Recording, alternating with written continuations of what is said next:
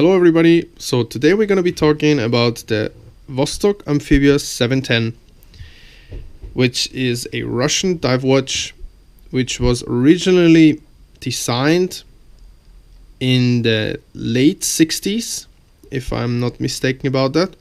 There is a very interesting video from a gentleman on YouTube called The Distinguished Gentleman's Channel, or The Distinguished Gentleman.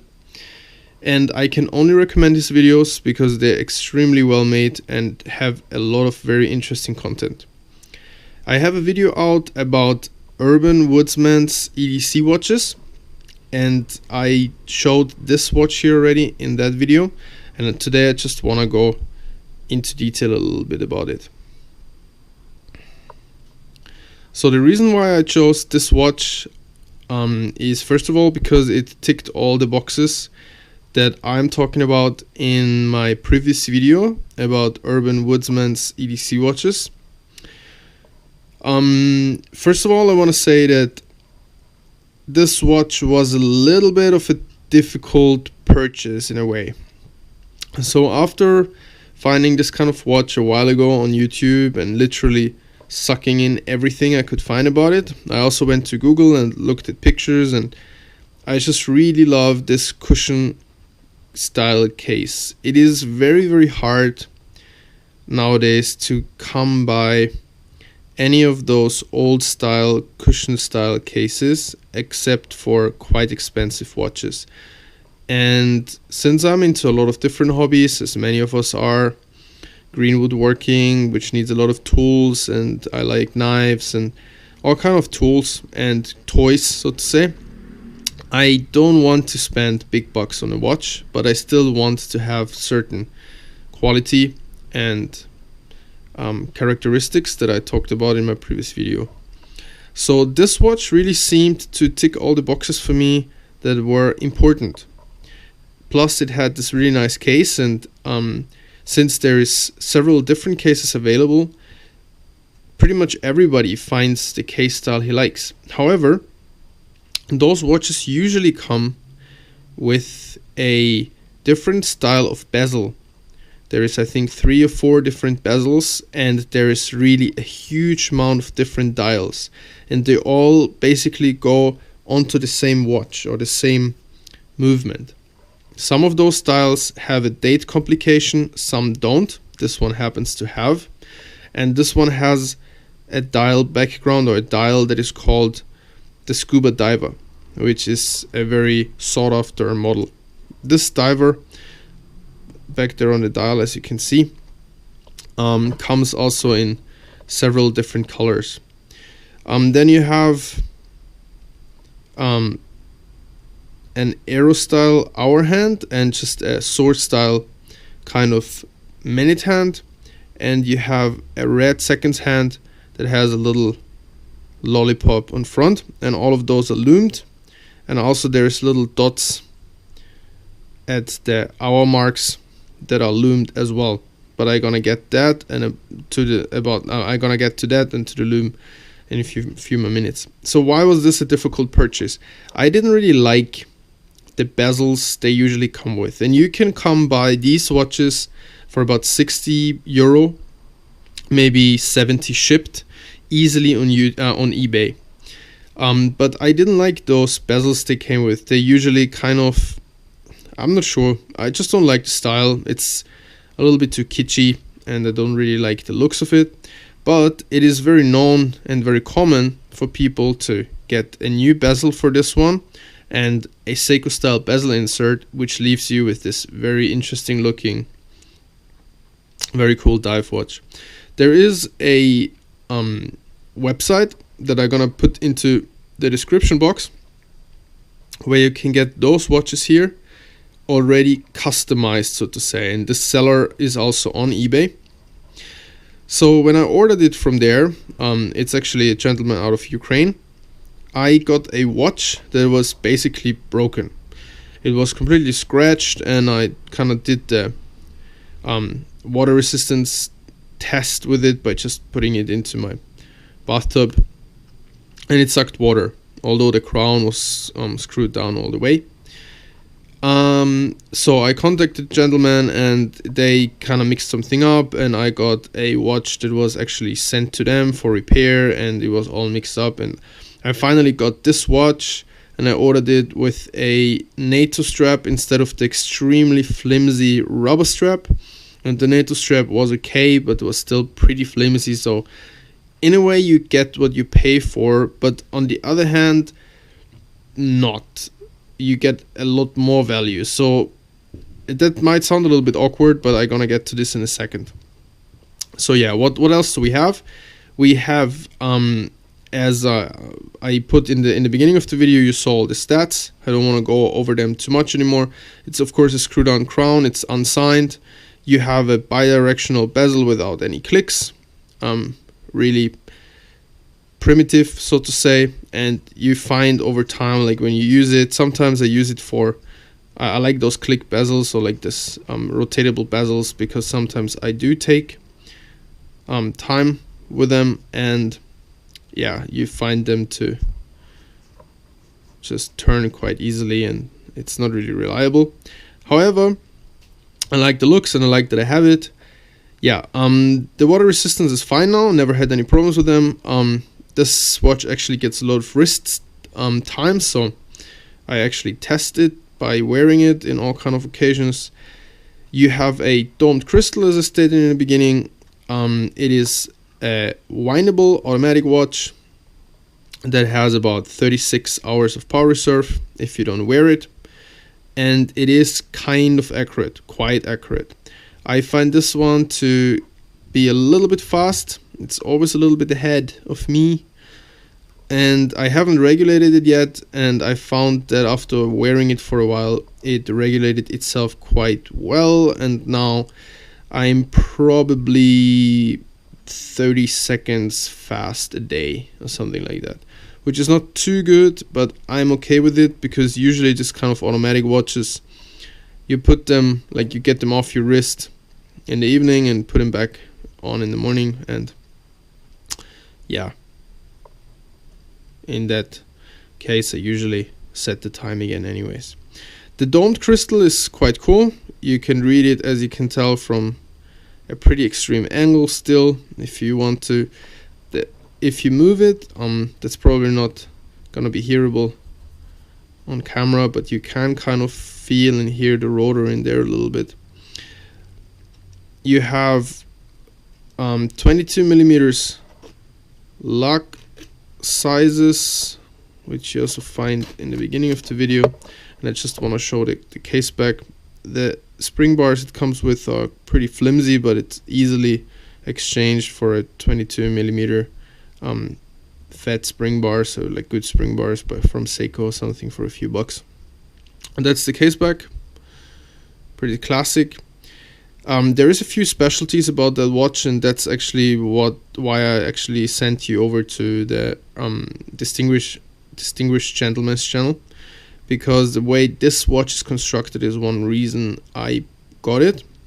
So the Russian engineers at the time basically had to design a watch, a dive watch up to 200 meters that was not constructed as all the other dive watches at the time and today. And I don't want to go over this in this video, but I send you over to his channel, and it's extremely interesting to watch if you feel like. However, the crown functions quite nice. It is a little bit slippery because it doesn't really have nice coined edges, but it is rattly, as it's known from Vostok, which is okay. It's part of the construction. Sets quite easily. Then there's a little click when you go back in, and you just without clicking, without pulling it all the way out, you can wind the watch. It's a little bit difficult again because the crown is a little bit slippery. Yeah, that's it. So you have a date complication in it, which also functions completely fine. However, a little bit annoying about it is that if you want to go, if you want to set the date, you have no quick date set option. That means if you go pull the crown all the way out to set the time, if you there is only a time set, so to say. That's what I wanted to say. There is no like middle click where you actually can set the time, the date, by just going up and down. So there's only one click and that's it. That means you have to basically wind the watch, setting the time all the way forward to the next day. And if there's like, if you have this watch sitting in a drawer for a few days and the date is completely off, then you really have to wind for a while, and that can be quite annoying. And I see why people who don't wear this watch every day can kind of get tired of it. Yeah, the size is quite comfortable. It rides extremely comfortable on the hand. The crown does not dig into the back of my hand, which is also very nice. The looks and the dome are really classic, really cool. It's very readable. The loom is an interesting thing because it basically sucks, but if you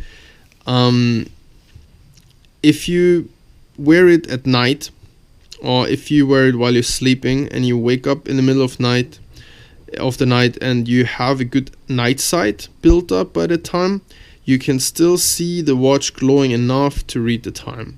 So basically, after you charge it up, it is a little bit readable for a while, and then it dies quite a lot. However, as you can see, it's only readable just a little bit, and it dies quickly. We can just charge it up a little bit.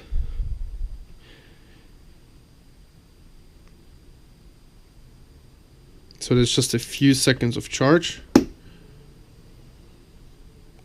And you can tell it is quite readable, especially the hands. The hour marks don't really, and you can see it dying. And it dies and dies and dies and dies very quickly. However, as I said, if you have a built-up night sight, the loom is strong enough that it glows the whole night a little bit and you can read the time. So that's why I said it sucks, kind of.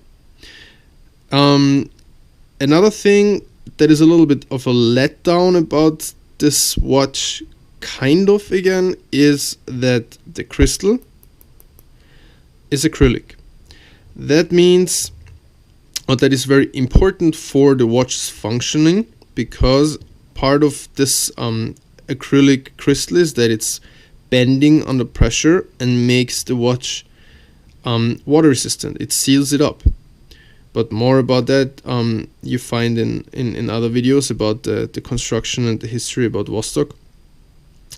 However, because it's acrylic, it scratches quite easily, and I don't know if this picks up, because I don't have one of those extremely cool cameras that zoom and everything, but you can tell that there are scratches here and all over the place. So that's the downside about it. However, because it's acrylic, it scratches easily, but it also polishes up quite easily. So I had really deep scratches, and I quickly polished some of them out by just rubbing toothpaste over the crystal for a few minutes with a little rag, and it polished it up quite a bit. And if I would put some more time in it and I would get the proper polishing compound, I think I could quite easily polish all of those scratches out. And because the crystal and the acrylic is so thick, it's gonna take me years to really basically polish myself through the crystal. Yeah, so those are a few advantages and downsides of this watch. And other than that, I can just say that it wears really, really good on the wrist. It wears really good. Let me just set this NATO. I went to those, it's actually a Zulu strap. I went to those 3-ring Zulu straps lately. Let me just put this on for you. It wears really good on the wrist. It's a lot of fun. It is quite cheap, as I said. With the customization, I got this shipped for about 80 euro, which is really a good price. It is, after all, a 31 joule automatic movement.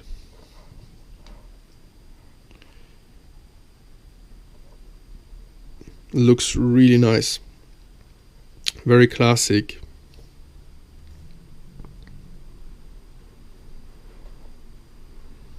Doesn't bother me here at all because there's no sharp corners, and it's probably your cheapest option for a nice old school cushion case. So with those few last pictures, I want to say thank you for watching. I'm just getting used to making those kind of videos, and since English is not my first language, I might sound a little bit clumsy at times, but I'm trying my best, and I hope this video was fun for you to watch. If you have any feedback, then please just leave it down in the comment section. And other than that, I would be very happy about a thumb up and a subscription to my channel.